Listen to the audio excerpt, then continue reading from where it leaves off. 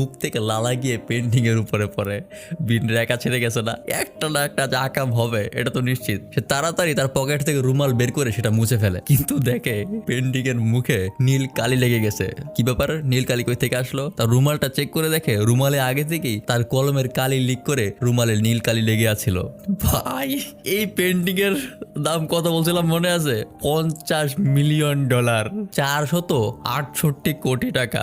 বিন এক সেকেন্ডে এই পেন্টিং এর 12টা বাজায় দিছে। এখন সে ঠিক কিভাবে করবে? তাড়াতাড়ি করে দরজাটা লাগায় দেয়, তারপর ফ্রেমটা নিয়ে পেন্টিংটা খুলে সেটাতে থুতু বা ছেপ যাই বলেন সেটা দিয়ে মুছার চেষ্টা করতে থাকে। এখন ছেপ দিয়ে তোর কালি মুছে না, বাধ্য হয়ে সে পেন্টিংটা নিয়ে এইভাবে টেবিল নেওয়ার ভাব করে সেটা নিয়ে চলে যেতে থাকে। এখন একটা মজার ব্যাপার হয়, একদম চিকন একটা রাস্তা আর সামনে থেকে একটা সত্যি সত্যি আরেকজন টেবিল নিয়ে আসতেছে। এখন কি হবে দেখেন কি হয়। বিন ঠিক এইভাবে সেই লোকের চোখে ধুলা দিয়া কিছু বুঝে ওঠার আগে সে রাস্তা পার হয়ে যায়, আর সেই